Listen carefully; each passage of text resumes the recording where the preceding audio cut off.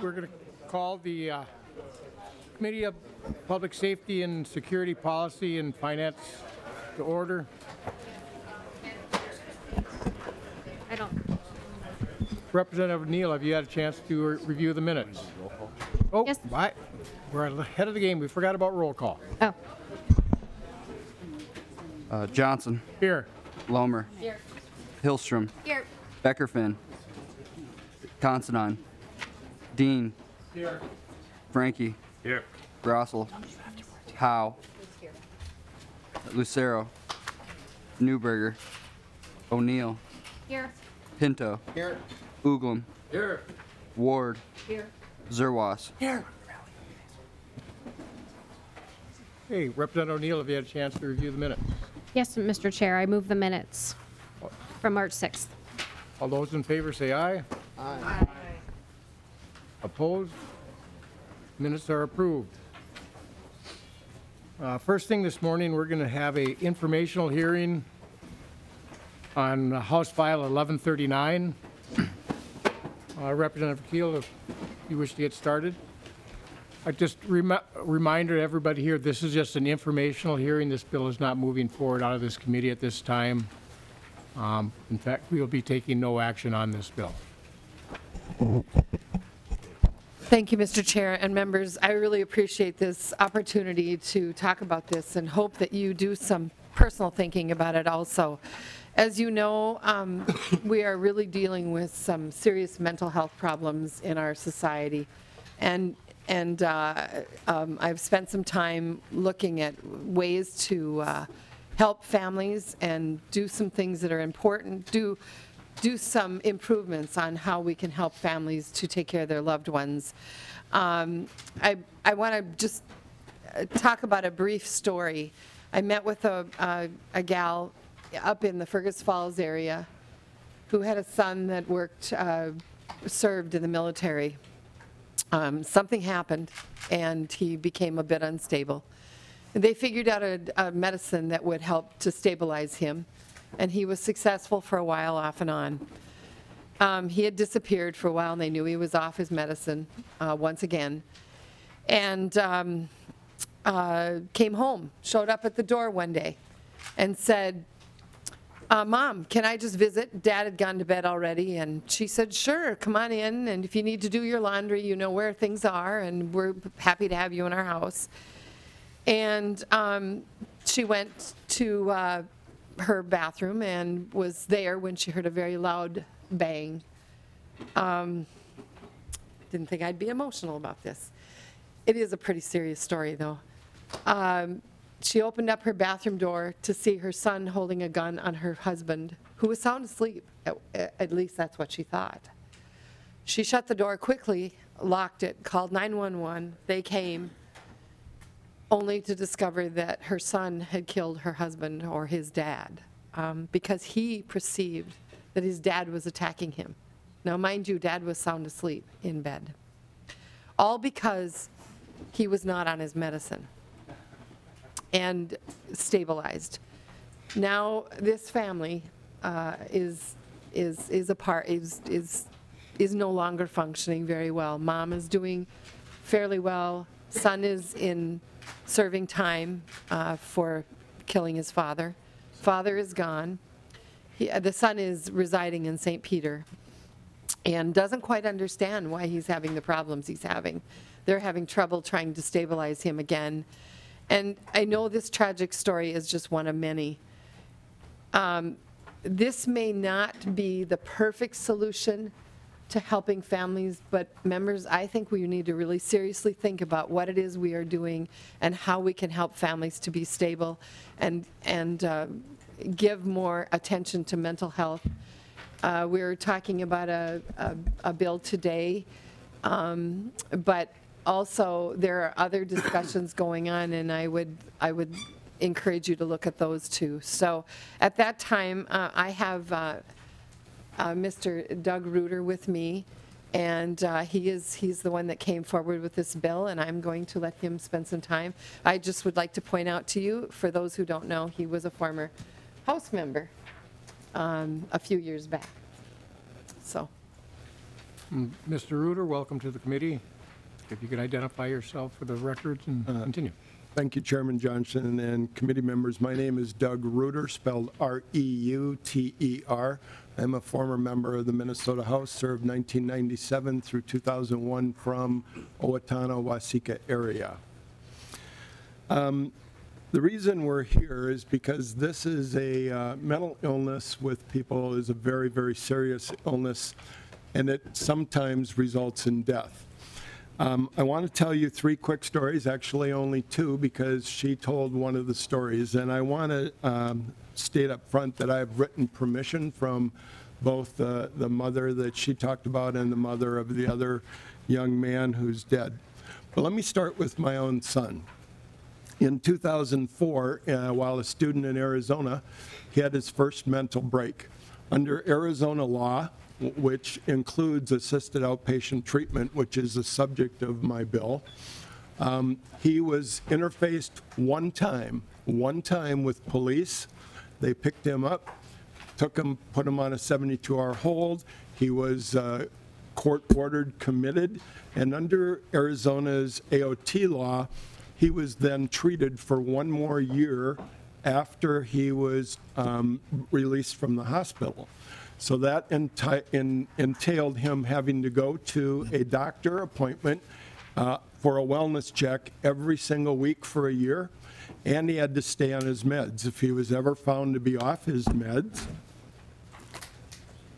or didn't show up at a doctor, it was a court order, and so they didn't have to go back to a judge. They just called the police, and they would pick him up and bring him back. He never needed that. So the police interfaced with him once. He went through a second hospitalization, as most people dealing with severe mental illness do. He thought at one point that he was cured and went off his meds. Well, he found out that he wasn't cured. And so we went through the same process again. He was picked up by the police once, put back in the hospital, and stayed on, after that hospitalization, he stayed on his meds for 6 years. He graduated from college, information systems management, and went to Seattle, actually got his dream job. He was 27 years old, making 6-figure salary, and was one of the prized employees in the company. Around March 1st of 2013, he went off his meds again and very quickly spiraled out of control. On March 24th, just 24 days later, he attempted suicide in Canada and was hospitalized. He came back and after time in the hospital in Canada and came back, went off his meds immediately, didn't like being on meds. He was hospitalized again in Seattle, this time after a high-speed chase with the Washington State Highway Patrol, where he was clocked at going 130 miles an hour down the left shoulder of Highway 5, sideswiping cars as he went. I think that is a pretty classic definition of danger to yourself or others.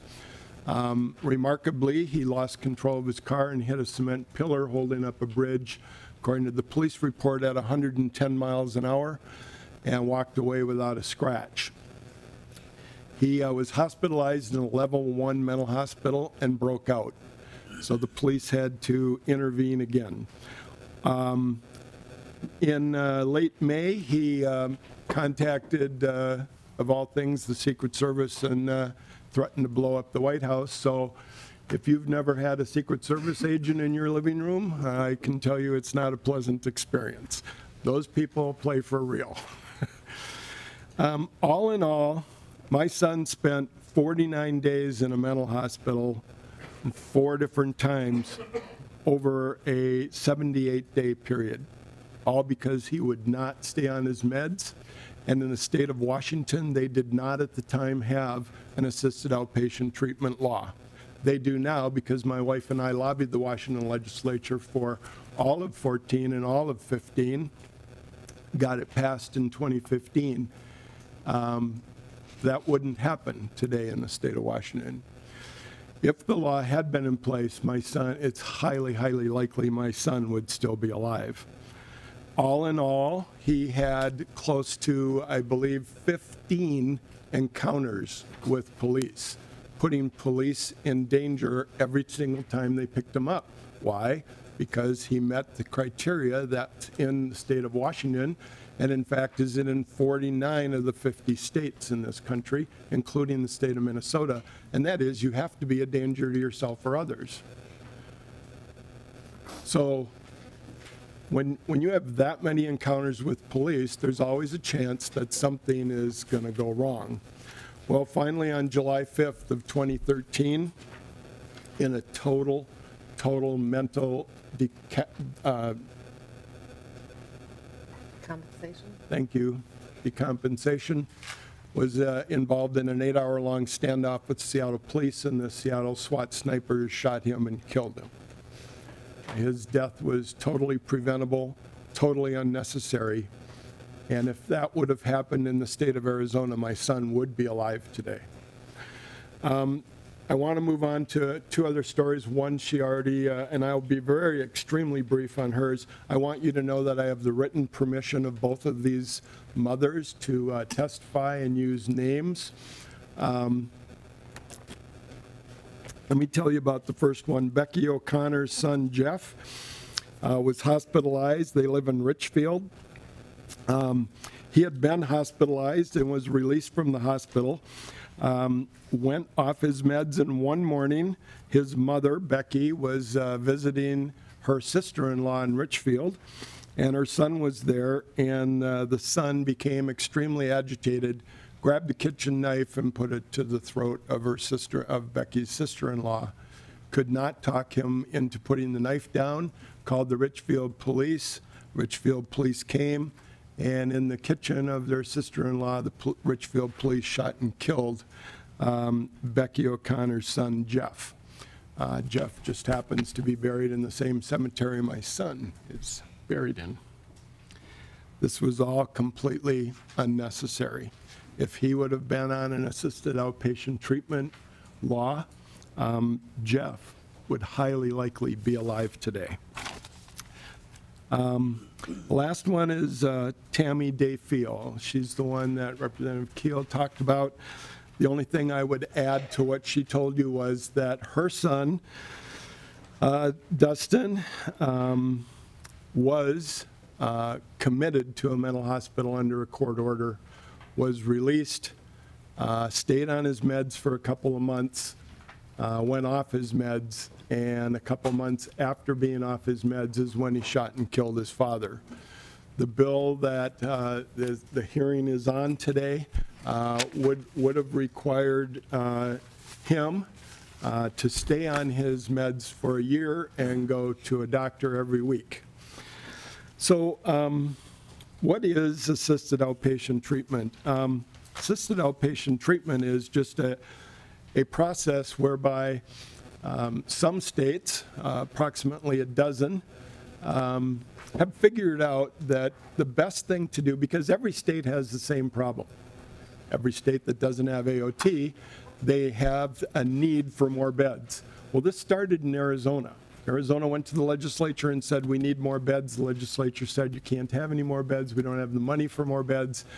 So the HHS department said, well, if we can't get more beds, then we need to figure out a way to keep people out of the beds. And they came up with AOT. This has been in existence in the state of Arizona for almost 30 years. It's been in existence in California under Laura's law for 19 years. Been in New York State for 19 years under Kendra's law. It's in Nevada. It's now in Washington. It's in Ohio. It's in North Carolina. And it needs to be in Minnesota. So do each of you have this one-page printout that says what is AOT? I think you do in your packets. I just want you to quickly take a look in the bottom right-hand corner. And by the way, this sheet has a lot of statistics on it.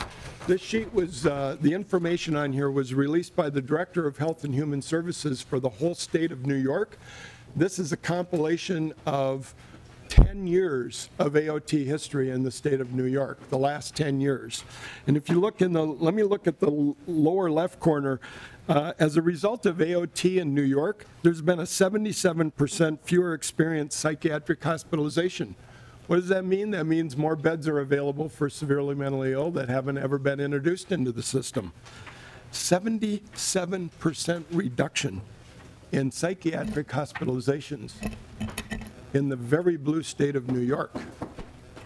83% fewer arrests. When people get off their meds and they become very mentally ill, they're very unstable, as we all know, what we saw down in Florida 2 weeks ago, but 83% reduction in arrests, 74% fewer homelessness, 87% less incarcerations. And if you look in the bottom right-hand side, this bill is endorsed by the International Association, not my particular bill, the overall concept of AOT. International Association of Chiefs of Police, the National Sheriff's Association, the Department of Justice, and by the way, that was President Obama's Department of Justice, and the American Psychiatric Association. But yet in a couple of minutes, you're going to hear from the chiefs of police, you're going to hear from the sheriffs, you're going to hear from Minnesota NAMI that they all oppose this bill. I want to tell you, I want to leave you with one final thought. While we were testifying for 2 years in the state of Washington, there was a lady who was in her 90s. Her name is Eleanor Owen. Eleanor Owen is one of the 2 co-founders of National NAMI.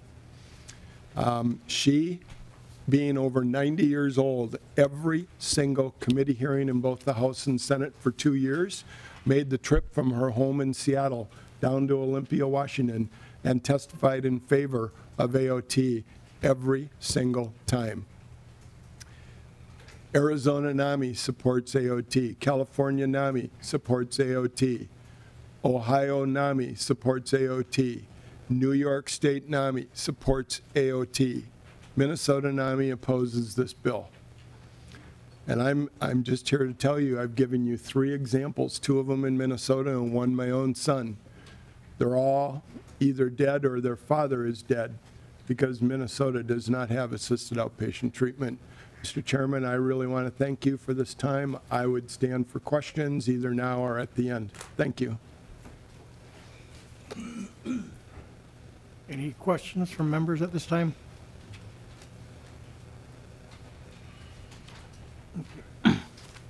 And next up, we're going to Representative Considine. Thank you, Mr. Chair.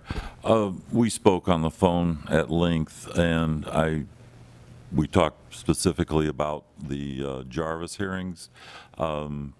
Minnesota has a provision that says people are allowed to refuse their medications and go through a Jarvis hearing.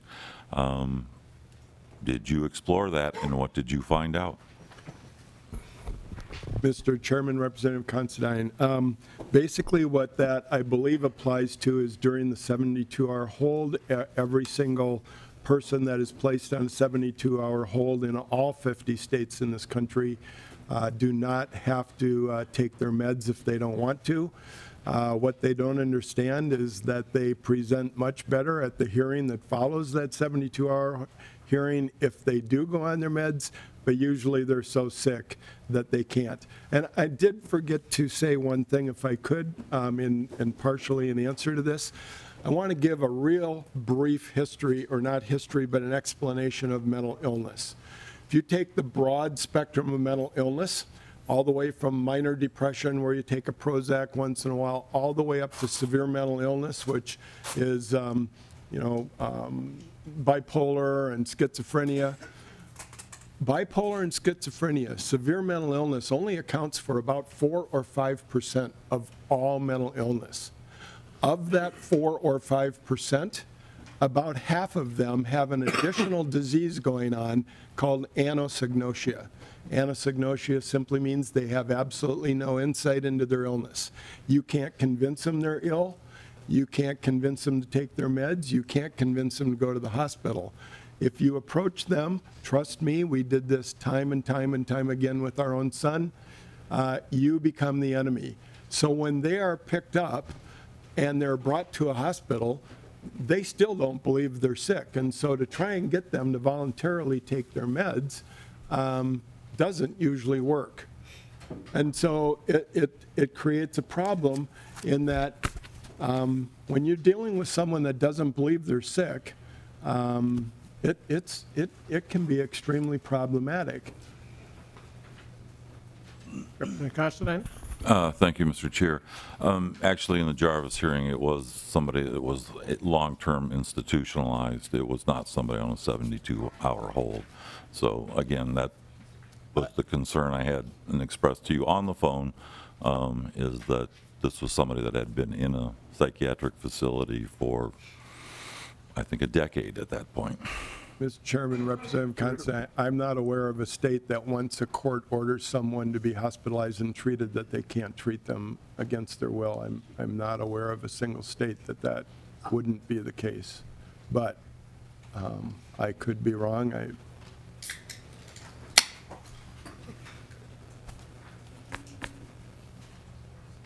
Representative Grossen? Thank you, Mr. Chair. And thank you, Mr. Reuter, for sharing this stuff. From my own experience, I can share another story with you, but I won't share it in detail. For a young man that, when I first became a police officer, was a cop for 30 days, and was not aware of this person's mental condition. He was paranoid schizophrenic and on medications. And one evening he decided that he would go off his meds and take meth instead. And when you talk about them not knowing who they're speaking to, or whoever tries to help them becomes the enemy, he tried to take my life that early morning hour. I was shot in the line of duty, and had things been different, had we had something that we could work with, and this is something that law enforcement deals with all over the state of Minnesota, the shortage of how to help people with mental illness in these serious states, where to bring them where they can get proper help, and that's something that we will continue to work on. For this incident, had things been different, had he been on his medication, he would still be with us today. And every day I think about that young man.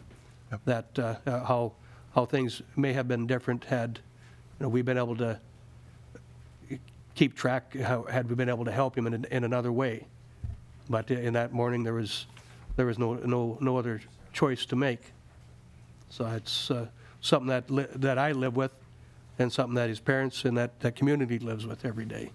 So thank you for bringing these things forward and trying to help bring these things to light. So it is something that needs to be dealt with.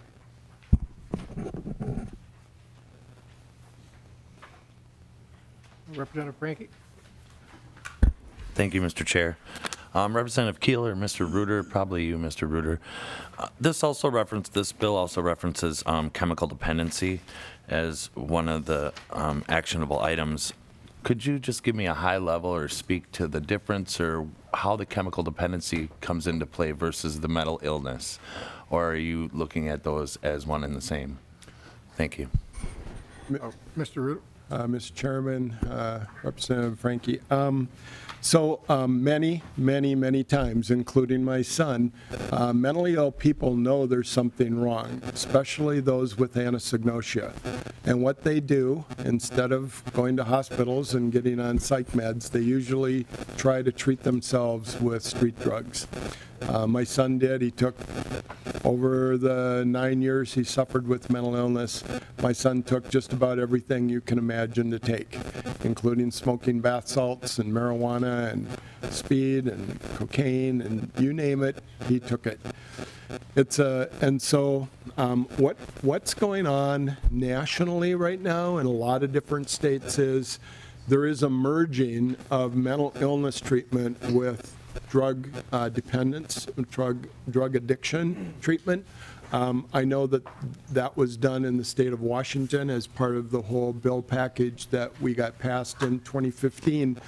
And it really is appropriate because there really is a lot of drug use amongst mentally ill people that aren't on meds they should be on. And by the way, the people that have severe mental illness that don't have anosognosia, they have absolute total insight into their illness. I have two very good friends in the state of Minnesota, both of them with bipolar mental illness. Neither one of them have anosognosia. Those two people, when they wake up in the morning, they know if their meds are off even just a little bit. And the first thing they do is call their doctor and say, I need to come in, we need to just find out what's off here. They don't need to be convinced. The people with anosognosia are vast majority of those that are court-ordered into treatment. There are very few people with severe mental illness that don't have anosognosia, that are forced to be hospitalized by a court.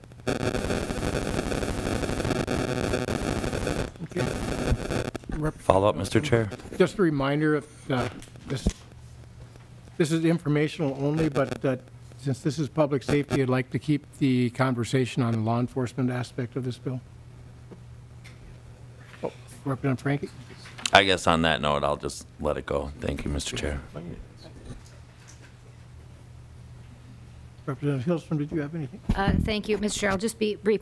So I didn't see that there was any dollars allocated, but I see that there's a great report from New York. Do you have any information about what this costs or what kinds of upfront money that they had to place in the system in order to ensure everyone got the treatment that they needed? Mr. Reuter? Mr. Chairman, Representative, I'm glad you asked that because there is not a fiscal note on this yet.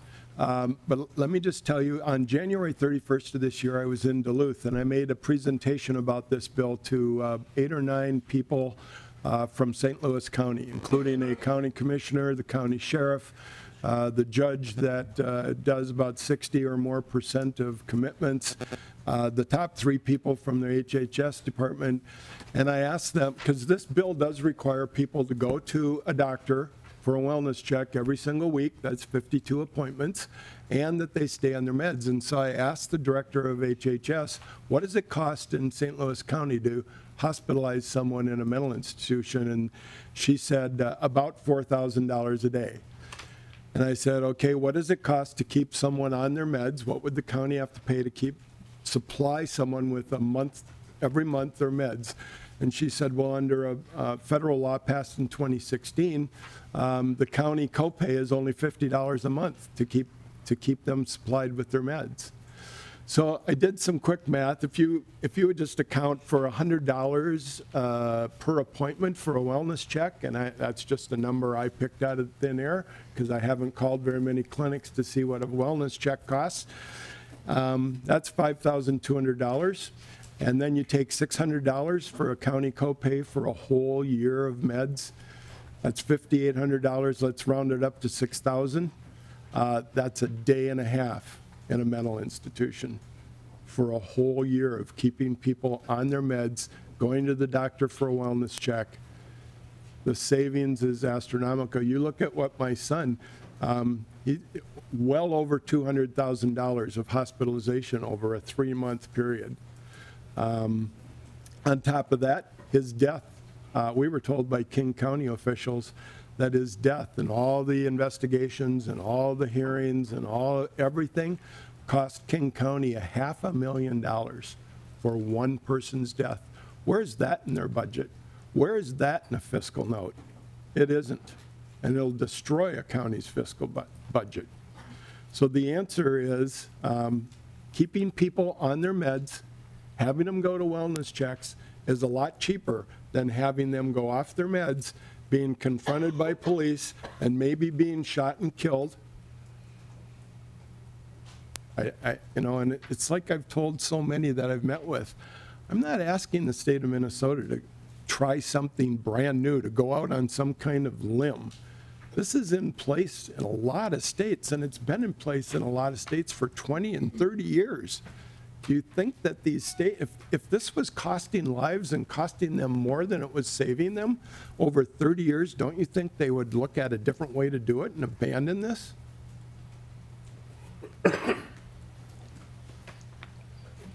Okay, Representative Powell. Thank you, Mr. Chair. And having been working with the St. Cloud Police Department, the number of holds, they had 1,100 mental health holds just in the city of St. Cloud. The estimated cost of those holds for the city is, well, and it's $3.9 million just for the mental health holds in the city of St. Cloud. 90% of that is paid by MA. If we can make a cut into that, I think we need to and we're not servicing these people. They're on a revolving door. We're not providing a service to these folks. They're just getting shuffled from one door to another door. Let's do something to improve their lives. I think this is a step in the right direction.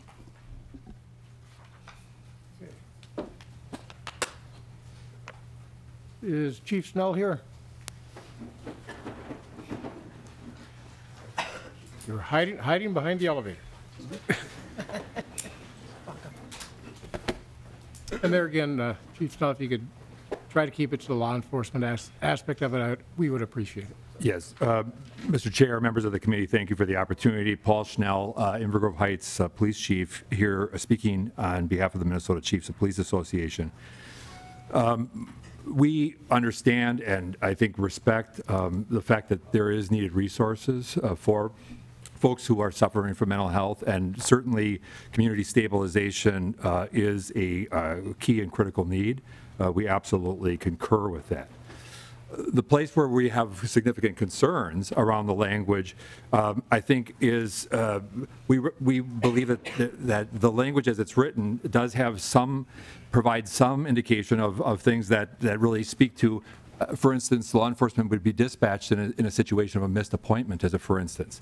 Now, again, that language taken as the language really activates a relatively significant resource to address a missed mental health appointment or follow-up appointment. We also see some of the inconsistencies. Certainly, I think it has been the legislature's intention to not use the law enforcement hammer, so to speak, around our response to this, and I think that's reflected in some of the language where the legislature directs that, to the extent practicable, that peace officers who provide transportation to those in mental health need of services not be in uniform and not be in a visibly marked squad car. So I think philosophically there was this push, and I think for good reason, to try and avoid criminalizing mental illness. As I said, we are in full support of increased funding and services for stabilization. We believe that there's a benefit into that. We also do know that today the legislature has approved, and there is language long in practice that does provide law enforcement with the authority to place persons on a transport hold, to take them to a facility. And as the chair pointed out, I think in a committee hearing previously, we know that sometimes that's not always extremely effective. And I don't know how this necessarily would address that of bringing somebody to a facility and then the potential of having them released back again. Also, I would just say in closing that this body, I think, has approved a significant increase in resources for training of officers to improve the response to those in crisis and those with mental illness. In my community and in communities across our state, we are increasing our partnerships with local mental health providers, with county social services personnel, with local programs, because I think at the end of the day, we want to be in a place where we can partner with those who suffer from these illnesses. We want to be in a place where we can partner with their families so that we can be part of the continuum of services. But we are very mindful of the fact that we are not and should not be in the business of providing these services unless the type of services that are demanded of law enforcement are there. We do recognize that we are a 24-hour community-based social service. That is one of our functions. And at the same time, I think we all know the challenges, and I think some of the stories that have been shared, I think, speak to some of the things that we are trying to avoid in our efforts on the whole. So again, I want to be really clear. We support the needed services and the expansion of the continuum of care. I think that's in everyone's benefit. I think the language we have significant concerns about is the use of these of law enforcement resources to address some of the issues that can come up here. I would stand for any questions that you or the committee may have. Well, thank you for coming here and sharing your concerns. I too have concerns about these individuals. I spent numerous years working the streets and unfortunately working with these individuals. I guess I'd like to know what, at some point off the record, what your ideas are, how we can help these people, because I'm sure you've seen the revolving door. We get them in, we get them stabilized 3 months later because they're not staying off their medications. Nobody's watching them, making sure they're staying on their medications. We pick them up, either bring them to the jail or bring them back into the 3 months at a very expensive rate, getting them back on their medications. I see this bill as a possibility of stopping that endless cycle in the revolving door and getting these people the help they need in a respectful way, or instead of putting on a 72-hour hold, like you can go up, knock on their door. I'm just going to grab a name out of the air. Hey, Jim, you missed your doctor's appointment. Can we give you a ride there to just make sure you're on your medication so we don't have to, so you can keep on going? You know, want to make sure things are right because you're a great guy, but we just want to make sure things are okay. That's going to take 25 minutes. That, on the taxpayer dollars, that's very small compared to $4,000 a day institutionalize them. Or the fact that you have the incident where your officers end up in a very serious situation because we're not on top of it.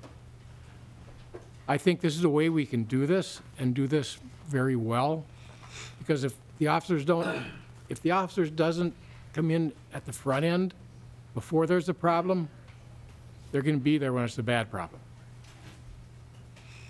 Representative Grossel. Chief, our job, former law enforcement, deputy sheriff, has started out as a chief of police in a small community. That's where that incident occurred.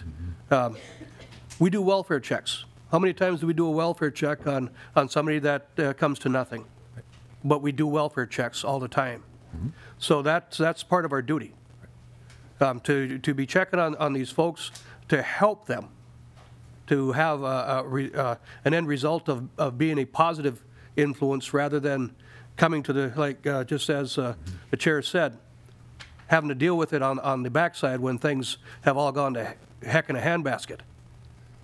You know, and rather than coming in opposition, and I understand that you're not really, from what I'm hearing, you're not really in opposition, but there's some tweaking to do, some fine tuning to do.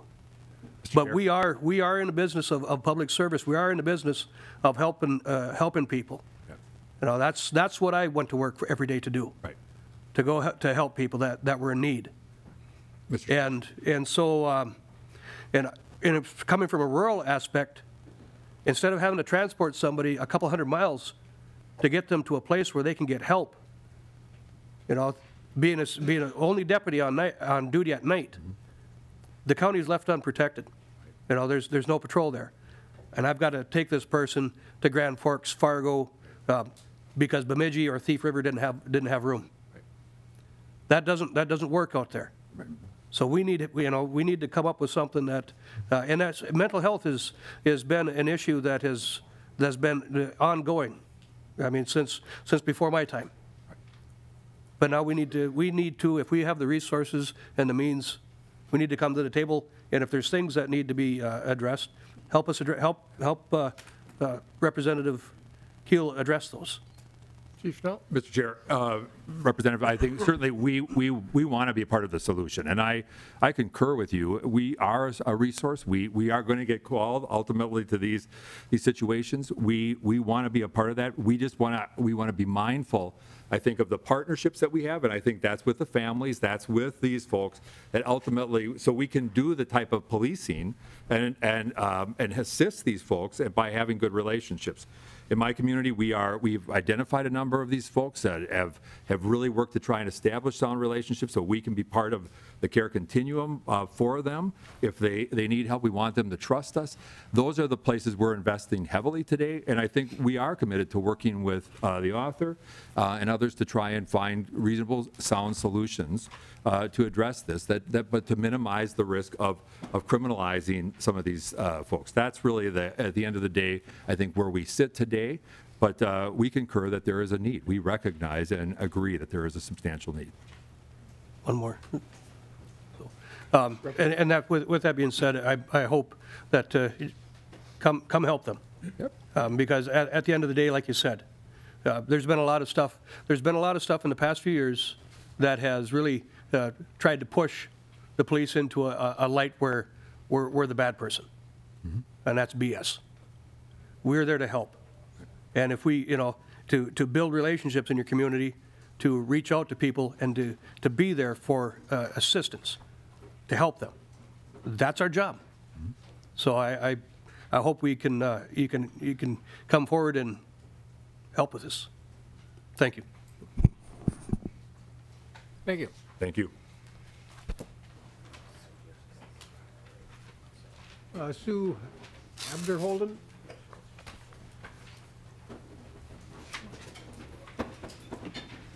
Welcome to the committee. If you state your name and then you can continue. Thank you, Mr. Chairman, members. Sue Abderholden, Executive Director of NAMI Minnesota, the National Alliance on Mental Illness. And I do want to thank former Representative Ruder for sharing his story, and again for saying how sorry I am for his loss. And his story is a familiar one to NAMI and to me.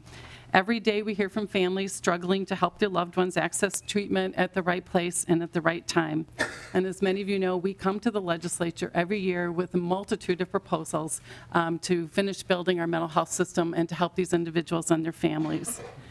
The NAMI Legislative Committee and Board, which is comprised nearly 100% of people living with a mental illness and their family members, have decided not to support this bill. There are simply too many problems with the language. When this bill was heard last year, it raised the issue in the mental health community as to how well Minnesota's civil commitment law was working. We had a bill at the time that would have recreated the Supreme Court task force to really look at the commitment law. Well, that bill did not pass, but we decided to move forward anyway. So NAMI convened a task force of key stakeholders and advocates to review the civil commitment statute. We included the Association of Minnesota Counties, Minnesota Sheriffs, Minnesota Hospital Association, Hennepin County Mental Health Division, Department of Human Services, Minnesota Association of Community Mental Health Providers, county attorneys, Hennepin County Commitment Defense Panel, Mental Health Ombudsman, the Disability Law Center, Mental Health Minnesota, Psychological Association, the Psychiatric Association, an individual with lived experience, a family member of someone who has been committed for years, representatives from pre-petition screening, mobile mental health crisis teams, and the chiefs of police. The task force met 9 times between June and December and walked through the statute literally word by word, line by line. And we did find that a lot of the language is absolutely outdated. We operated, excuse me, we operated by consensus, and changes were only adopted if every member in the work group agreed. We were not able to finish our work. This was a larger undertaking than we thought, but we did come back this session with a couple of things that we think actually would address some key issues, and that bill is also authored by Representative Kiel. A big issue that we found, and when I think of the bad stories that I've heard over the last 16 some years, is that someone gets committed and a case manager or social worker forgets to file the 60, 90-day report. If they forget to file the report, the commitment goes away for a paperwork error. And so one of the things in our bill would actually change that so there wouldn't be a paperwork error. The court would notify the county or the case manager to say, you need to file this paperwork within 5 days, and then if they didn't file it, you would have a hearing to make sure that someone who should be under commitment isn't let go. And we think that would actually really help. The bill before you does not represent a consensus among the stakeholders. The Mental Health Legislative Network, which is a coalition of over 40 mental health organizations, do not support the bill before you. There are over 4,000 people committed every year, and for many, it will be the first and last time. They do not need an additional year of outpatient commitment. Missing one appointment does not mean you should be picked up by the police and brought to a facility. It's highly unlikely that the person would meet medical necessity standards. And we really don't want to use our police to pick someone up after missing just one appointment. It's a healthcare issue, and it would be better if a mental health professional or a peer specialist visited with the person and tried to engage them in treatment. It's not an individualized plan if everyone must meet once a week with a very limited type of mental health professional, and not necessarily the treating mental health professional. And it doesn't take into account that some people actually receive an injectable medication, and so they don't need to meet once a week. And we also don't have ways to test everyone to see if they're actually taking their medication, and the symptoms likely won't appear for a week or even 2 or longer. I want to make it clear that under current law, we can already extend commitment for a year and longer if need be. So we can already do that. Someone ends their first, 6 months, they decide that the person is still ill, we can add on a year. We certainly support assisted outpatient treatment, which we have in our current law, and many people are. It could be a stay of commitment where they have to continue with services in the community. That additional year actually can be in the community. And we understand the need for engaging and supporting people who cycle in and out of the hospital and experience multiple commitments. And there are many things that can be done to actually engage them.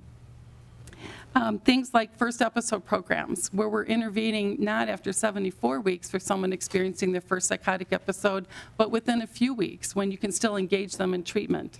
You have funded 3 of them in the state of Minnesota, and we need 8 based on our population.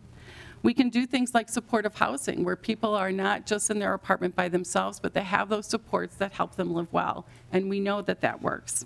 Assertive community treatment teams, which are like hospitals without walls, we know those work, and they prevent hospitalizations.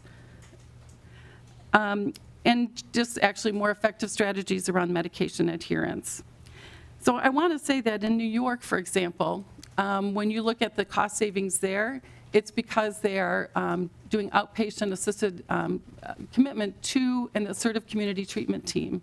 And right now in New York City, the only way you can get an ACT team is if you're committed.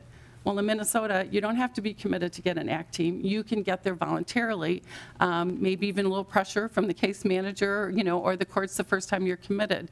So it's actually New York City, NAMI is actually opposed to this because they found that it's very difficult to get people into treatment voluntarily. I would also mention that New York's and California's law is a 6-month assisted outpatient, not a year. And it's not for everyone. It depends on the individual and whether they actually need it or not. So the court is making an individual decision. And in New York, California, Arizona, and Washington, it's may be taken to a hospital. Just because you miss one appointment doesn't mean you will be taken to a facility. The treating physician or the treating mental health professional looks at what happened to the individual to decide whether that would be possible. People miss appointments for a lot of different reasons. It could be that you didn't have your transportation, right? It could be that you didn't sleep well the night before and you slept through your appointment. You can ask any community mental health provider. People miss appointments for a variety of reasons. It doesn't mean that they are not taking their medication or not involved in their treatment. It doesn't mean that they should be picked up by our police. So this bill, while trying to address a real issue, and I know it all too well, I take calls at night and on the weekends from people who are struggling, and unfortunately sometimes my cell phone is out there all over the place, but the language itself is not workable. And there will be a high unnecessary cost to our human services, healthcare, and judicial systems. And I think, as you all know, language is really important to a bill, right? We have to be very careful about the language that we use. And I have to say that stakeholder involvement when we change the commitment bill is huge. The last time a major change was made was before I came to NAMI, and it blew up the community. And it's kind of like the old story about where you blindfold a bunch of people and you put them in the room with the elephant, and they all feel a different piece of it, but they don't see the big picture. And that's why it's really important that you bring everyone together on the Commitment Act. It's a balancing of rights and the need for treatment. And I have to say that the stakeholder group that we pulled together, we're going to continue to meet after session, just couldn't handle it during session. We have had some very difficult, thoughtful conversations about how to change things and how to make it work for people. And we want to continue that work. But I just want to say that unfortunately for today, we cannot support this bill. Thank you. Thank you for coming here. Ben Peltier, if you could keep your comments more on the law enforcement side of it.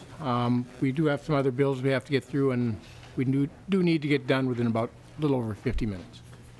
Okay, my name is Ben Peltier. I represent the Minnesota Hospital Association, so I will be very brief. I did participate in the NAMI work group. I've had conversations with Mr. Reuter about his bill.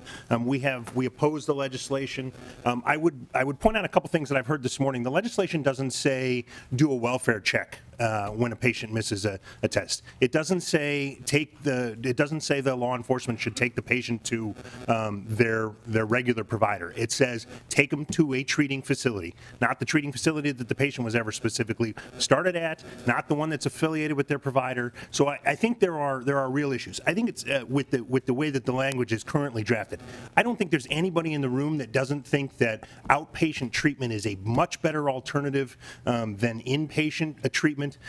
For the vast majority of individuals. Mandating inpatient treatment or admissions to hospitals, which is exactly what this legislation does, is not going to work for most patients, and it's not going to be helpful to the patient, to the providers, and that. I will also mention you do have in your packet a letter from the treating psychiatrists who've identified that this overly prescriptive proposal is not going to be helpful to the system. I echo some of Sue's comments. There is a lot of work going on around the Commitment Act. Everyone understands that there are issues with it, but it's got to be a multi-stakeholder group coming together, looking at all aspects of it, because it's like I'll use a different. It's like a balloon. You push on one end, it comes out on the other. There are stresses all over this system, and this particular proposal isn't going to help those stresses. Thank you. Jin Lee Palin. Welcome to the committee. If you could please state your name for the record and then proceed. Thank you, Mr. Chair and committee members. My name is Jin Lee Palin. I'm the Executive Director of the Minnesota Association of Community Mental Health Programs. We represent 32 safety net provider community mental health centers and programs across the state of Minnesota, spanning from Frontier, Minnesota, all the way down into inner Minneapolis and St. Paul areas. We echo the sentiments of the folks who testified before us. We do think this is a very important conversation. We thank you, former Representative Reuter and Representative Kiel, for bringing this discussion forward. The pieces that we do have concerns with that I believe are relevant to this committee discussion really do center around some of the language which would require or potentially set up our providers as both the treatment provider and the enforcer. And we believe there's a conflict there and have concerns about that. We are also, as you all are very well aware, in the midst of a staffing shortage and workforce crisis in the mental health industry. And so we have very strong concerns about any mandates or proposals that would significantly put more pressure on the workloads and caseloads of our existing providers as we're trying to currently keep up with the demand for our services as they currently exist. Our association was part of that stakeholder group that both NAMI and the Minnesota Hospital Association referenced. We do support that bill as we were part of those discussions and believe that that consensus process will bring forward a really good product, particularly because we believe it will seek to address and find solutions to this concern and this really important issue, while also considering the capacity and the scope of our providers. Thank you so much. Thank you. Ryan Erdman.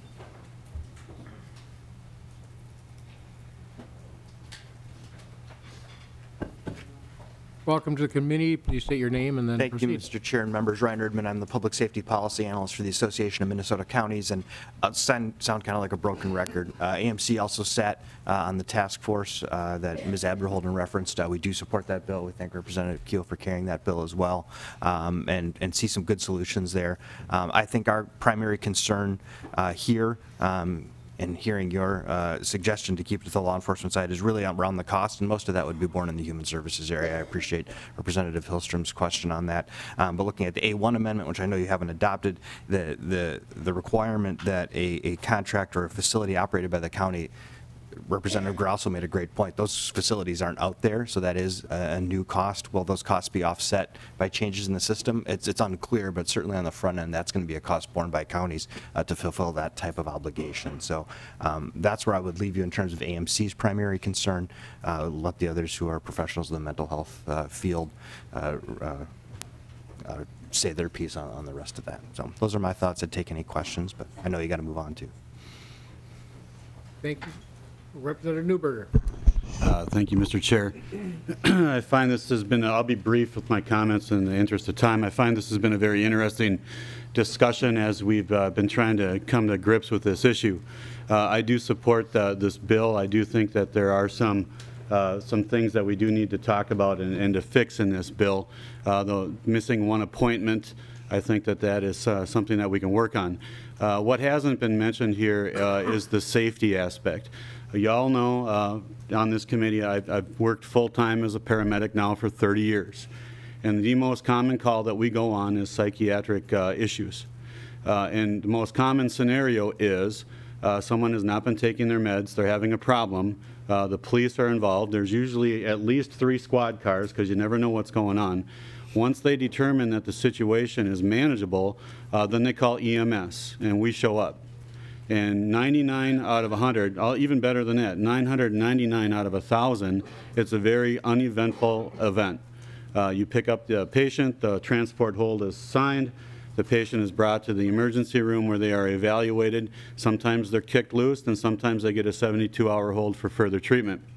But what I will tell you is this, is that the safest place for a patient to be during a transport from the scene to a facility, regardless of what that facility is in the back of a squad car. I have had patients punch me. I've had patients spit in my face who have been active tuberculosis. I've had partners who've had their teeth knocked out. I had one partner who was assaulted by a patient. They stopped the ambulance. His driver tried to help. This patient was large, out of control, beat both of them up, ran away from the ambulance, changed his mind, turned around and came back and beat him up a second time. It's a dangerous environment when these things go south. And the tools that we have as EMS providers are very drastic. If I have a patient that decides to attack me, now I'm a big guy. Generally what I do is I just sit on them until the police arrive. It works sometimes. Sometimes it works, sometimes it doesn't. Trust me, you don't want me sitting on you, I know that. But I will say this, but in the meantime, what we have to do is we have to draw up 500 milligrams of ketamine and we inject it in your buttocks, and it's a horse tranquilizer. That's what they use to knock down horses. And it completely lays people out. You know, that's not the best option for people. I'm concerned about the safety factor here. And also, the other item that we're not bringing up is the fact that if law enforcement chooses to contact EMS and EMS shows up, that ambulance ride's going to be about $2,000. And who do you think's paying for that? Do I support this? I view this, if I was to sum this up in a simple sentence, I would say this is more like medical probation. I get that. I support the concept. I do have issue about missing one appointment. I think that there's a lot of room to work with. But I can tell you right now, we have to focus on the safety component of this. Whenever you pick up anyone with a psychiatric history that is off their medication, unless they are unless you can prove that they're in medical distress, unless they've overdosed, unless something else is going on, if all they are is they're having thoughts, they're bad thoughts, and they're off their medication, the safest place for them to be for the patient and for everyone involved during the transport is in the back of a squad car. And I'll just sum up with this. We do these calls all the time. If I work a 12-hour shift, it is not uncommon for me to do 2 or 3 in a shift. And there are 16 ambulances on at any given day, about 70,000 calls a year. This is very common, and I'm looking forward to addressing this. Do I think this bill is perfect? No. Do I think this bill, as it stands, will address the problem like we would like to? No. But I do think it's a step in the right direction, and I would encourage the committee to keep working on this. Thank you. Thank you. Kim Ludis?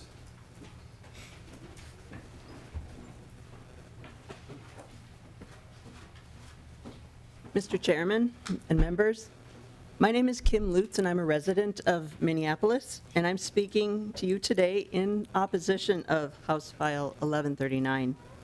This bill will destroy the otherwise trusted relationship between provider and patient. It also attempts to mandate health care for someone who no longer meets the criteria for civil commitment. I am a person who lives with a mental health diagnosis. My struggle was long and painful, multiple hospitalizations, a wide variety of treatment programs and group homes. Eventually, on October 28, 2002, my physician filed for my civil commitment. I was given a stay of commitment after agreeing to attend an outpatient treatment program, live in a group home, and take my medications.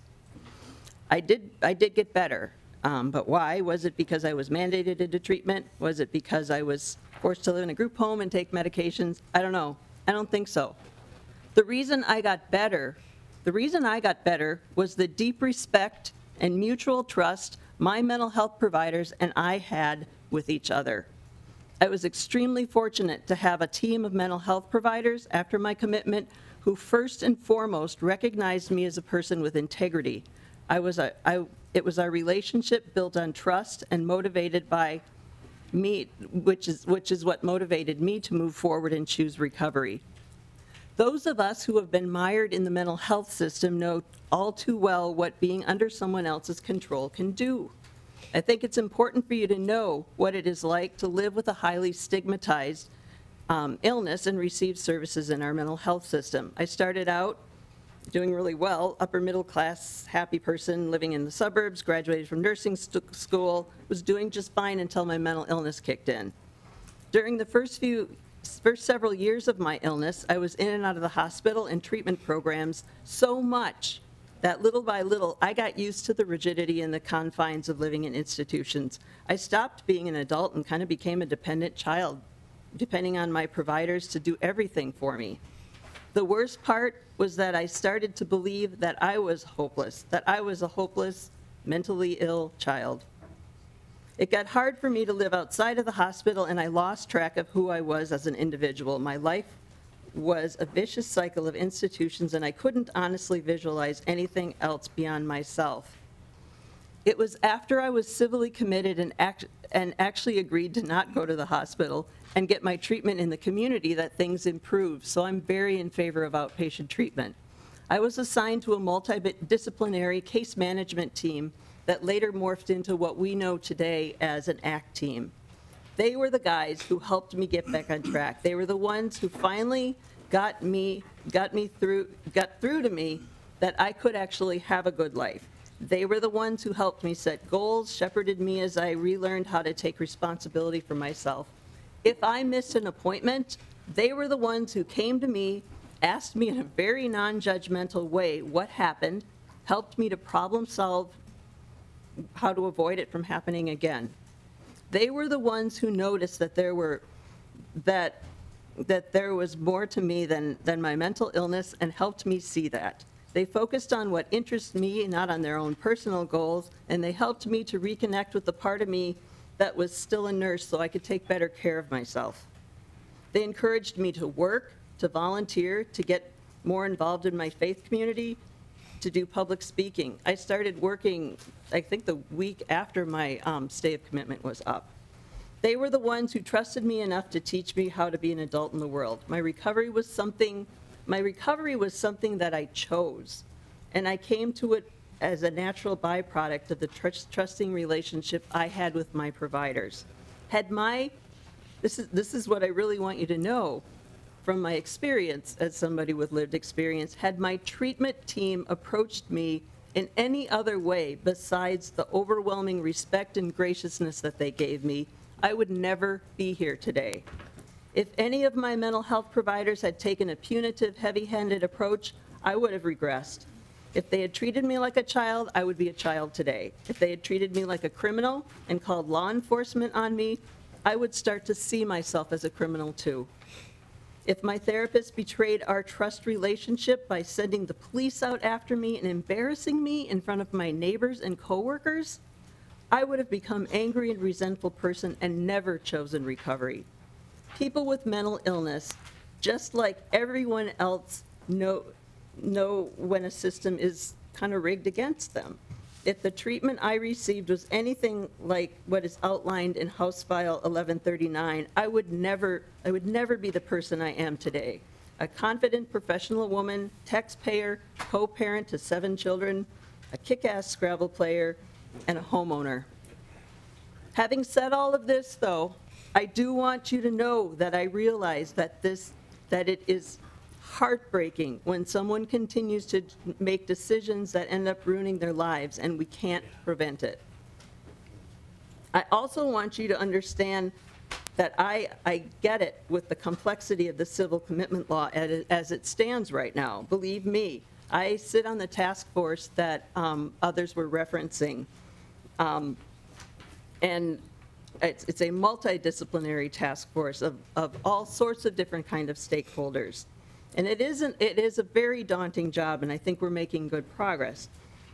I think that a lot of good can come at re-looking at the commitment law that is written right now, as long as there is input from a whole variety of people, including people like me who have actually gone through the civil commitment process and come out the other end. There's all sorts of us out there, we just never get asked to the table. As a lover of the Constitution, the thing that deeply worries me about this bill is that it is attempting to mandate health care for someone who no longer meets the criteria for civil commitment. If they met this criteria for civil commitment, they'd be under a civil commitment, but they don't. That's not the way the bill is written. It's not just some person who we can't relate to. It's me, and it's you in this room who also presumably don't meet the criteria for civil commitment. This bill frightens me because it seems like a gateway bill to mandating health care for other chronic illnesses. If someone determined by law to be of sound mind can be forced to seek mental health care, why can't we force a diabetic to follow an ADA diet and call law enforcement if they miss an endocrinology appointment? In conclusion, I am a staunch believer that a punitive, heavy-handed approach to mental health care is not the answer. In addition, a one-size-fits-all mandate doesn't make sense. This doesn't make sense for the situation that I was in. We are all unique individuals, but the one thing that we do have in common is that none of us human beings wants to be forced in a punitive way. Change comes when we are supported, encouraged, and embraced. And that is why I oppose House File 1139. Thank you very much. Thank you. Roberta Orpin. I'm going to ask that you do please keep your testimony to law enforcement related issues.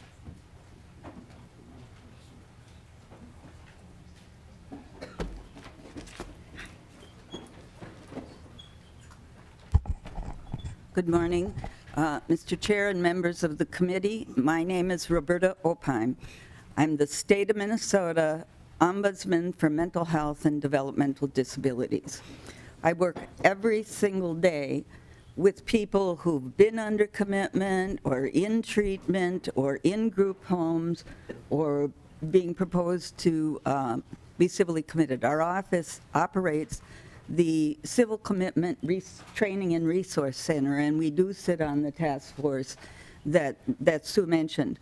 But I'm also a mother of an adult son with serious mental illness. I'm also a former city council member, worked very closely with our law enforcement to have respectful relationships with all citizens that we have. And yes, we really appreciated doing the work of the welfare checks and checking on people. The problem I have with this particular bill is, number one, it's a civil rights bill. You might look at it as a public safety or mental health bill, but it's a civil rights bill.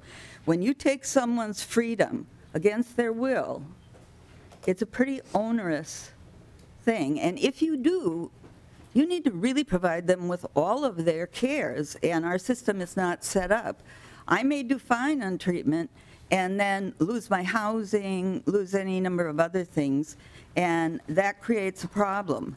I want to promote the highest standards. We want people who need treatment, who may not recognize their illness, to somehow get the treatment by working with them in a respectful way to see the need for their own. There will always be some who won't see that need. There will always be some that involve a safety issue. Most people do not involve a safety issue, but there is a small number. So I'm really sympathetic to the families watching my adult son make choices that I think are not healthy for him, whether it be in the arena of treatment or whether it just be in the arena of his social life, is always difficult. I can understand that someone's identified a problem and someone's identified a fix. This, unfortunately, won't fix the system, will continue to make it worse. You could transport anyone to any facility in this state, and there's a high probability there'll be no bed. Where will they go? Many counties don't have a bed where they can go. The sheriffs, under the 48-hour rule, are now trying to go to court against the commissioner because she can't get those people in. So bringing someone in and there's no bed, what do you do? That is a critical, there is enough workforce. Ms. Orphan, I don't want to cut you off, but please stay on law enforcement-related stuff because we have about 30 seconds left. Okay. I'll just wrap it up by saying we use law enforcement way too much in the mental health system. It should be a medical system. We need law enforcement. We appreciate their help. But we need to develop an array of system from 24-hour assessment centers that are voluntary to transitional treatment services out of the hospital and all the way to housing. Without housing, we're not going to solve this problem, period.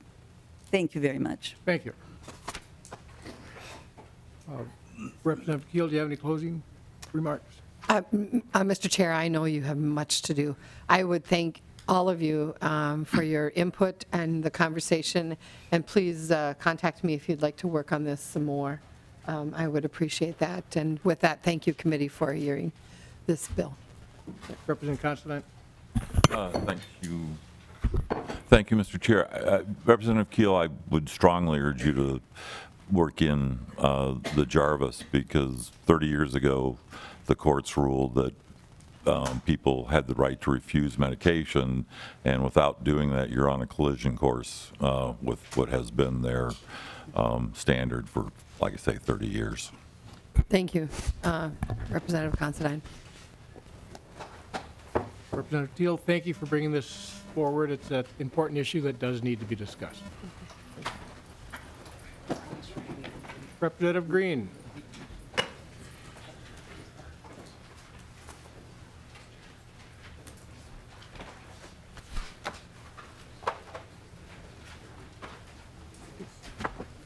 Welcome to the committee, Representative Green. You have House File 3157, and I'm going to move to re-refer that bill, House File 3157, to the General Register. Thank you, Mr. Chair and committee members. Yes, House File 3157 is before you. It is a pretty simple bill, but it's a very important bill. It was brought to me about a year and a half ago. The issue was, and so I've been looking into it for a long time, trying to get input from different folks, and it's about misrepresenting the service dogs, and we have a number of testifiers, and I would like to see if they want to come forward before we get into too much discussion. But the bill in general just, it's a two-tiered penalty. The first offense is a petty misdemeanor, and if you have a second offense, it moves to a misdemeanor, and you could be required to do community service. And the bill will allow people to post on their place of businesses that misrepresenting a service animal is a crime, and it also gives the Council on Disability the authority to design a poster that would go on to a business that they could have. That's the short version of the bill. So, Mr. Chair, I'd appreciate the conversation. Terry Craig?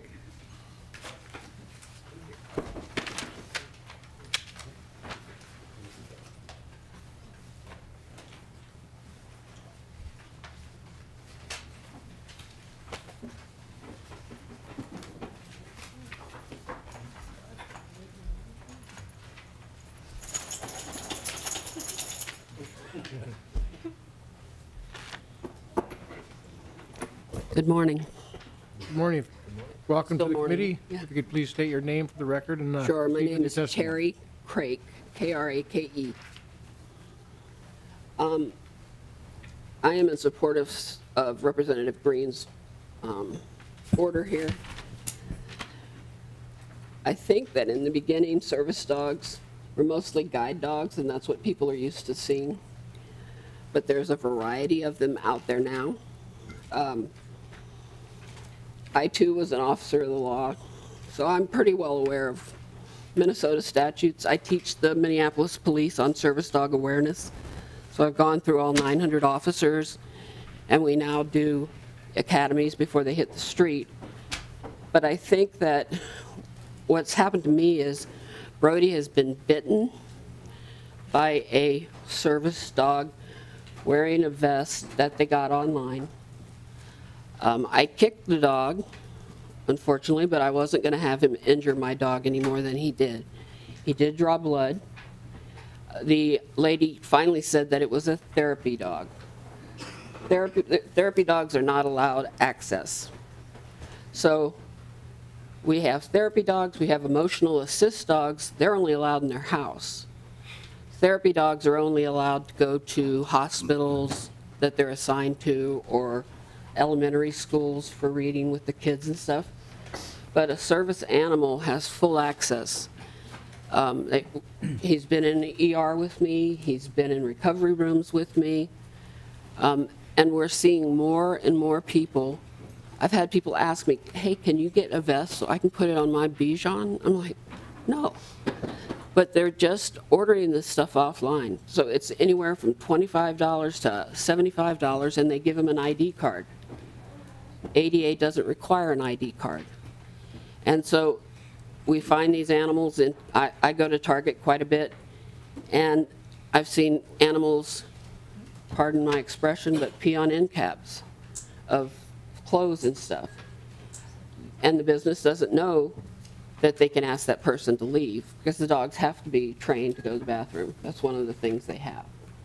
But I've seen them in baby strollers, saying they're service dogs. I've seen them in, you guys call them carts, but down south we call them buggies, you know, in Target. I've had a schnauzer in an online tape lunge and bark, but he was in a buggy, so he couldn't get to Brody. And my dog just looked to the left quietly and kept on going.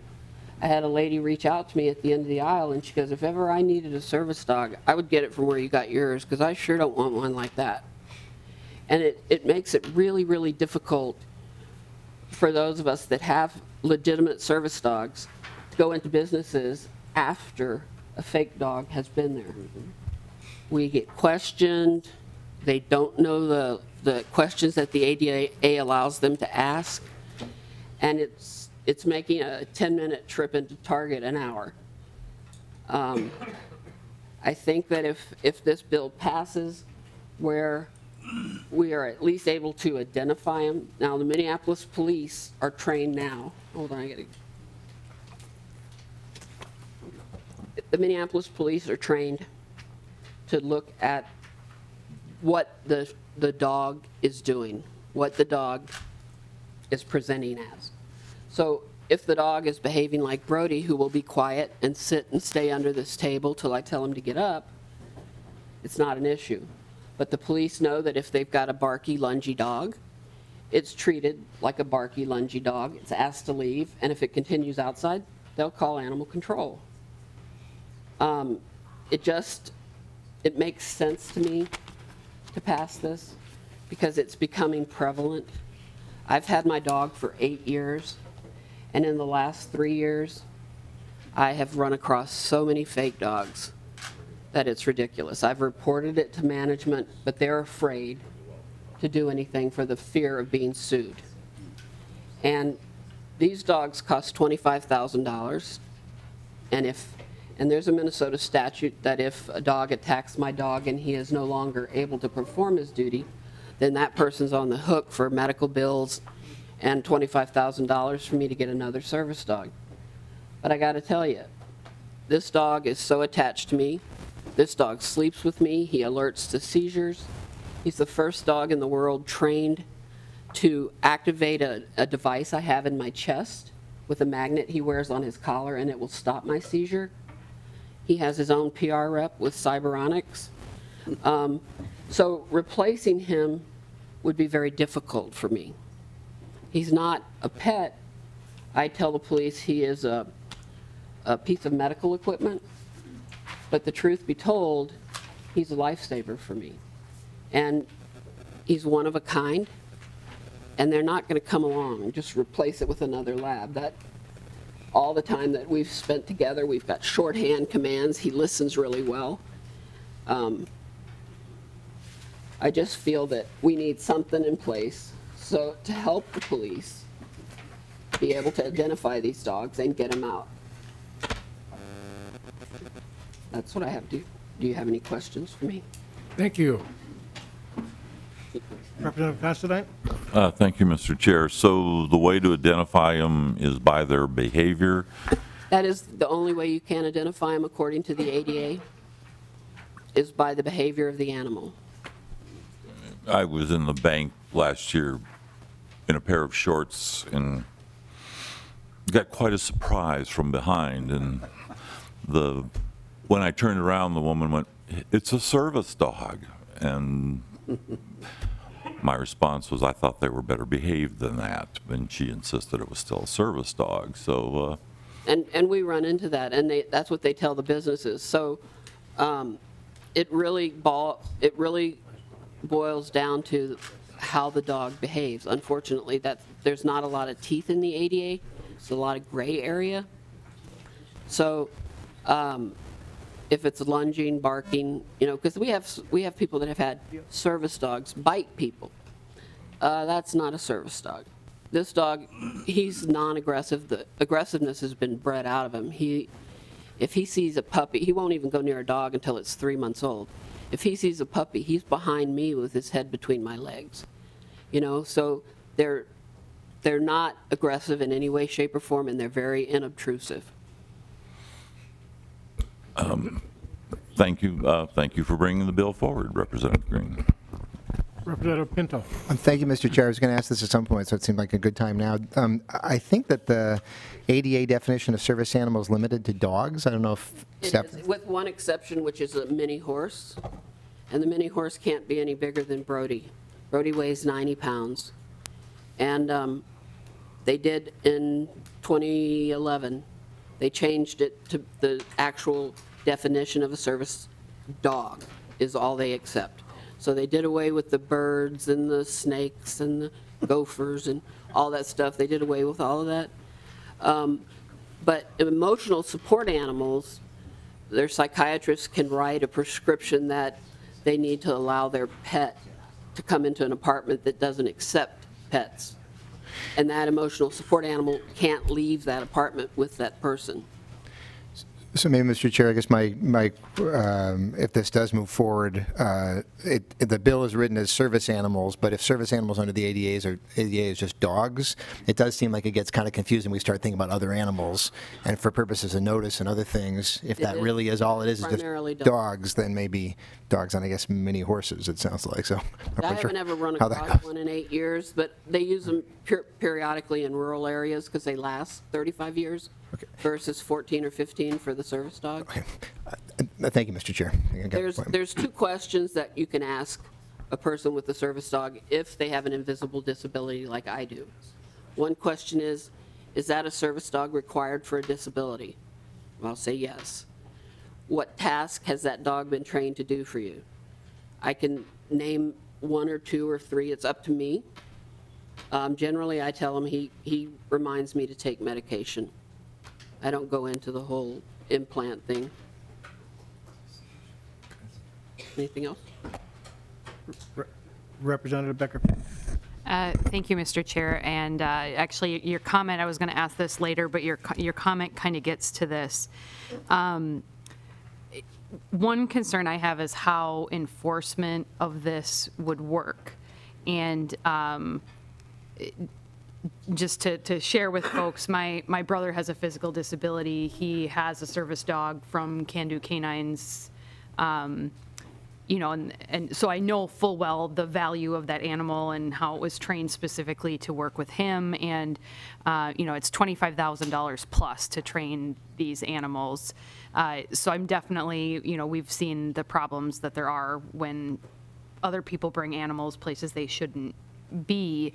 My concern, though, is that if it's now a crime, I would hope that we could do something to make sure that the folks that are out there with their legitimate service dogs are not now, you know, having staff at a business come up to them and kind of really question, well, you're breaking the law. That's not a, you know, I don't want to make it any harder for people with disabilities to be out in the community and live their lives. And so I noticed on the handout here that there's, you know, that this bill is supported by a lot of business groups. And so I guess I would encourage Representative Green and others to maybe look at putting some money into training employees and really making sure people understand this, that we're not making this, so that folks with legitimate service dogs don't feel like they're criminals now, are going to be accused of being criminals when they're out in the community living their lives. In this bill that Representative Green placed, he has reached out to the Minneapolis Disability Council to come up with a pamphlet to give to businesses so that they're more aware of what the 2 questions are. Now, when I go to Sam's Club, they ask me what the 2 questions are, or let's just use the casino. I went to a casino, Mystic Lake. The security guard asked me the proper 2 questions. She radioed every other security guard that was in the casino, so I was never approached again. And that's a big deal to me. That was really, it made my evening much more pleasant. Representative Beckerman. Thank you, Mr. Chair. And I'm glad that you've had that positive experience, but and I'm thankful that Minneapolis is being proactive, but most of us here represent more than Minneapolis. Absolutely. And so especially as I'm seeing here, you know, resorts and lodging association, and, you know, these are all resorts and campgrounds, all these groups really are working with people all across Minnesota. So I just, whoever's here in the audience and is listening today, you know, I don't necessarily know that it needs to be in the bill specifically, but I'm concerned about criminalizing, it feeling like you're criminalizing people being out there with their service animals. I'm familiar with the ADA, and we fail to enforce it most of the time and to know what it actually says. But has your brother been denied access? I've been denied access because of a dog that was in there barking and bit a person. And well, and that's Mr. Chair, that's the, I mean, that's enforcement of something else that failed to happen. And so I'm just not, I just want to be careful that we're getting to a result that's actually going to fix the problem that exists and not creating more problems. I hear you. Representative Howell. Thank you, Mr. Chair. I guess my concern is we're basing the criminality on this on the proper answer of 2 questions. Instead of, I would think that we'd start with the training requirements to train a service dog, and then an issuance of something that the person has, a document that they have, so they can prove that it's a service animal. I think we've started on the criminal side, and we're going to punish people prior to requiring that we have training requirements for these people that are training the animal, and a and a card or a document that these people get when they get a service animal, which would be much, to me, a better approach than let's start with the criminal side, because there's going to be all kinds of people from other states, especially when you talk about resorts and everything else, that all of a sudden they're going to be put in a difficult position, when I believe that we should start with the training requirement and go to the places that are providing the training of these animals, and a document produced that says it's a service animal prior to coming out and making, putting penalties on folks. I guess that's where my concern lies. Can I answer to that? The ADA does not allow documentation to be shown. You can't ask for it at all. Representative Howe. Can-Do Canines, Helping Paws, some of your bigger organizations that belong to Assistance Dogs International do provide us with an ID card with my picture on one side and Brody's picture on the other. However, we're told we're not to use that unless we're going to jail or something, you know. But they're not allowed to ask for that. They have to respond totally on the demeanor of that animal, which is why doing this will help, I think, some of the folks, those of us that have legitimate service dogs, because we are getting hit with it. We feel like we're pinballs. If I could, Mr. Chair, just answer that as well. Is it okay? Yep. Okay. I'll be quick. Very short a time here. Representative Howe, Mr. Chair, these things were all discussed. And one of the things that it was difficult, and the reason it took me so long to get this bill moving, is because we have to comply with the ADA laws. We cannot bypass them, or we have other problems. So, and the penalties, and also to Representative Becker-Finn's comments, I haven't had one person that has a legitimate service dog come to me and say, I'm afraid of this. This came to me by a lady who actually had to have her dog put down because it was attacked by a fake service dog. That's how it came to my attention. So I think those questions are answered in the bill, and I think that we've tried to work around what existing law is. Representative Hilstrom? Thank you, Mr. Chair. So, Representative Green, we received information from Legal Aid of a different method in which we could address the same issue, and they advocated potentially using the trespass statute instead, right? The first time someone's there that shouldn't be, they're trespassed, the animal is trespassed, and then the second time they'd come back, it would actually be a crime under the regular trespassing statute. Is there a reason you didn't go down that path instead of creating a whole new crime of this? I think you can get there with, current law, or maybe a slight modification of current law, which would be much easier to deal with and much easier to prosecute. I've actually had someone who had in court who had a fake service animal, and so I understand. The challenge is when you have someone who may be suffering from some mental illnesses or some other difficulties that may cause them to have the inability to evaluate whether or not it is a real service animal, that would give the person or the owner of the property the ability to say, you just can't bring that animal back because it's not. And then if they bring it back, would have the ability to deal with it in a trespass way. Is there a reason you didn't go down that path instead of this whole new, some of these definitions are a little loose. Some of them are a little difficult, I think, to implement with folks who are not trained, and not everyone is going to have the ability to be as trained as they've done a good job in Minneapolis. Representative Green? Thank you, Mr. Chair and Representative. I did read through the proposal that came. It seemed more vague than even my bill. My goal is to try to get a simple bill through that will not only comply with ADA, but also get the sticker for the businesses and hopefully try to prevent these things. And when you started talking the trespassing law and all the other stuff that was in there and the different definitions, it seemed like it would be more confusing than just having a simple, straightforward, this is where we're going to go. It's legal to take this route, And I think the other side, the other way would be more confusing than this, and we would be right back, and we'd be still talking about this next year when I think it's an important issue to move forward. Mr. Chair, maybe I'll ask a question after legal aid comes and testifies, once they've given their presentation as well. Okay. Members, we have another bill to do, and we have 8 minutes. I'm going to ask that all questions be done at the end of after the testifiers. I wasn't. Beth Cantor. Come on, hurry up.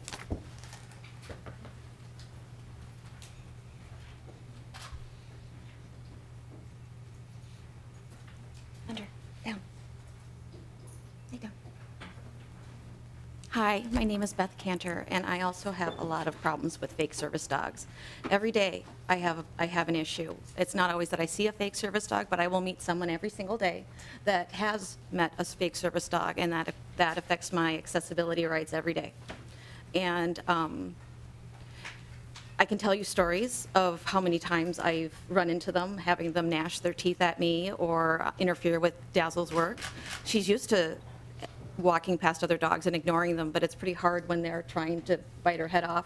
She runs between my legs and tries not to trip me. I have MS, and I get around pretty well, but it's hard when a dog is trying to fend for her life. Can I just, since I know you're short on time, I really welcome this bill. I have trouble with accessibility laws. When I have trouble with accessibility laws, I love the idea of the awareness. Then there doesn't seem to be a moral compass for people anymore. They want to bring their dogs with because it's fun. I have to bring my dog with because I'm disabled. And people want to bring their dogs because they love their dogs, but I have to bring my dog with. And she's irreplaceable. And since there's not a moral compass, there needs to be a legal one. And that's what I'm asking. Thank you. When I do talk to people, they run out of the store, and that's where I don't know that the trespass law would work. The stores are terrified that they're going to get sued. I speak to a lot of businesses. They want this to end. We want it to end. So, I know you're short on time, so I don't want to keep you. Thank you. Thank you. Come on, baby. Up the Ron Elwood, Justin Page, and Chad Wilson.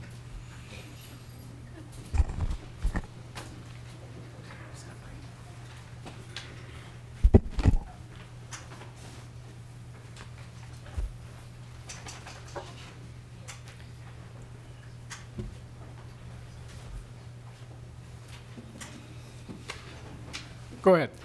Thank you, Mr. Chair, members of the committee. Ron Elwood with Legal Aid, and with me is Chad Wilson from our Legal Aid's Minnesota Disability Law Center, and Justin Page, also both are staff attorneys. We don't have a lot of time, and I was hoping to go through the bill with a lot of technical suggestions, but we don't have that time. So I'll do this. First of all, we would respectfully disagree with Representative Green in the sense that we believe the approach that Representative Hillstrom talked about is not more complicated, and in fact actually creates much more bright lines, is much more clear, and would both protect the rights of our clients with disabilities and businesses. So that's one thing. Second of all, of course we support this concept and the intent.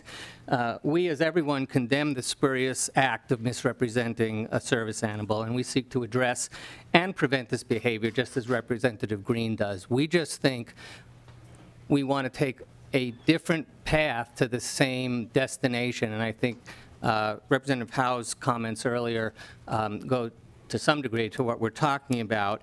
So I'm happy to answer questions. I know you have another bill, so I'm not going to go through the lengthy technical analysis that I was going to do.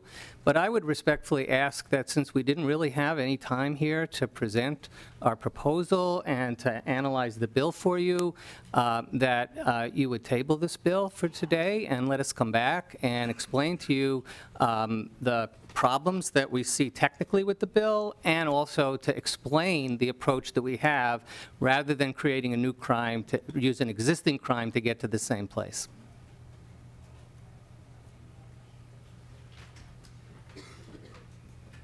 questions from the committee? Representative Dean? This isn't necessarily for the current testifier, but for the bill author. When I look at the bill, I see some things that are a little bit concerning. One, a petty misdemeanor is not a crime, and yet when you have the notice that must be posted in a conspicuous place, you say service animals welcome. It is a misdemeanor for a person, and it doesn't become a misdemeanor for that person until the second time. I understand the intent of that, but I mean, we need to be very consistent on what we're doing with what we pass as legislation, and then how we have, you know, notice to the public of what this is. I certainly understand that the concern of those individuals who have service animals and the situations that they're in, but I would actually agree that we should consider tabling this and have a more thorough hearing, and then also make some of the changes that may need to be made, even if it stays in this form, to make sure that it's tight, so that we're not having contradictions in it.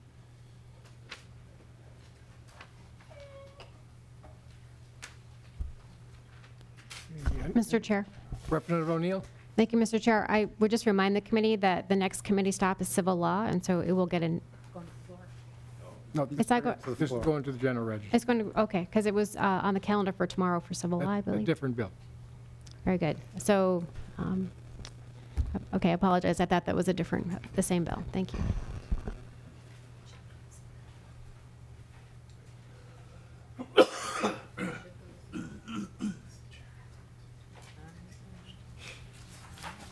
Any other questions from members? Due to a few concerns, but I want to be involved in this as well, I'm going to make a motion to lay the, I am going to be making a motion, not at this time, to lay the bill on the table for now. But I do want to remind the people about the trespass aspect of it. Where I feel that doesn't work, you can be asked to leave in 14 different stores, and you'd never get charged with it. You could continue going, unless you go back to that same store, after, and I think it's 6 months, you can go back in there and they have to ask you to leave or they will trespass you. It's a pattern that could continue where these people are still going to be falsely using dogs and misrepresenting them and giving the good service dogs we have a bad name. That's my concern about using the trespass law. And with that, I make a motion to lay the bill on the table. Oh, all right, just lay it over. Just lay it out. Thank you, Mr. Chair and members of the committee. Thank you very much. I'm going to lay the bill over. No, just laying it over as the purview.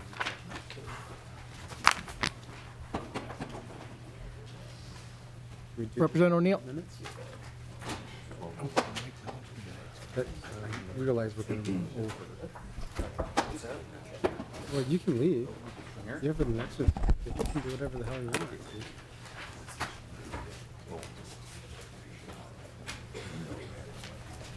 do. Representative O'Neill, you have a motion. You have a motion on your bill? Yes, Mr. Chair. So my motion would be for House File 3017 to be re-referred to the Civil Law Committee. Motion is to re-refer to civil law.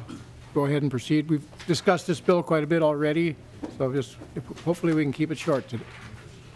Thank you, Mr. Chair. So this bill is the work product of a multidisciplinary working group funded by OJP and organized by MINCASA. It was a very large working group, which you heard from last week. And last week you heard about the details of how rape kits are handled by the SANE nurses, by law enforcement, and by the BCA. The bill before you is prospective, looking into the future. There are some federal funds possibly that will be coming to address the backlog of the 3,400 kits, and we are still ongoing and looking at that process as well. This bill will set consistent terminology. It sets timeframes for kit handling and provides for victims to have access to their information about their kits. Additionally, there are some things that this bill does not currently address that we did discuss in the working group, but is not part of this bill at this time. It will be a part of bills in the future. more training for SANE nurses, more training for law enforcement, improved billing procedures for the kids, specific care for youth, and also the issue of storage, which we did.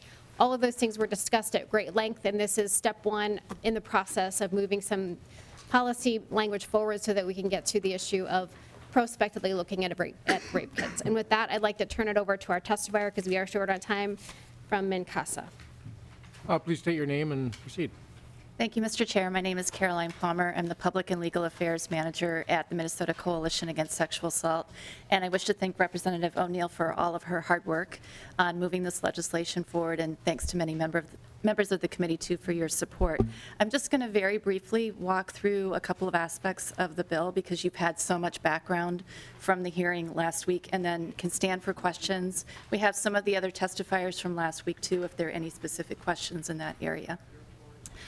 So just briefly to walk through, you'll see that in section 1 of the bill, it talks about, just a cross-reference here, for an opportunity for victims to obtain status information about a kit, and that is created under a new section in 611A, which is our victim rights chapter, and I'll get into a little more detail in a moment about what exactly that looks like, but this will give victims a chance to find out where their kit is in the process.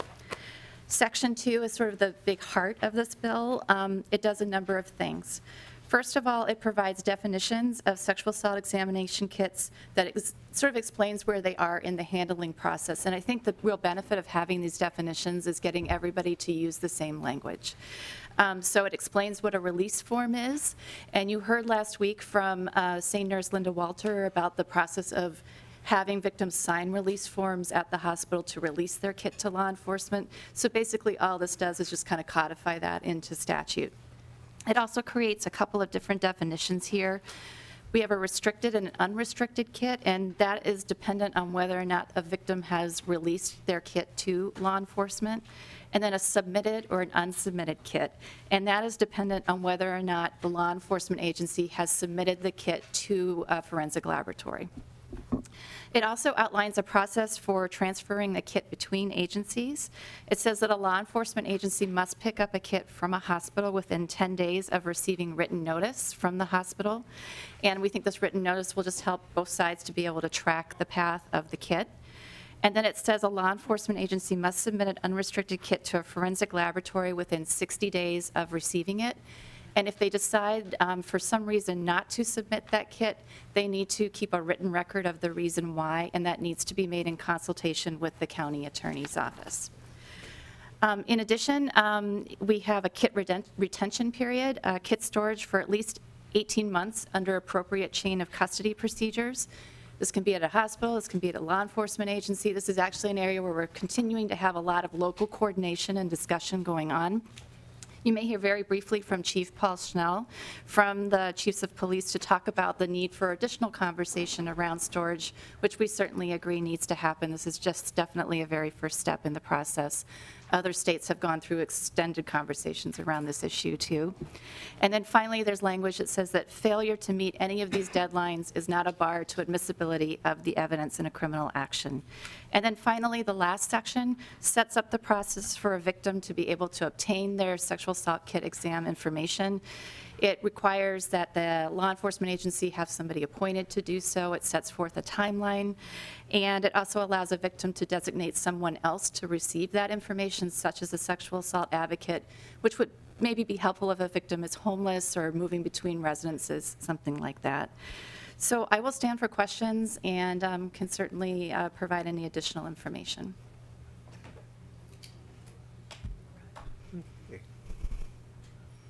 Chief Paul Schnell.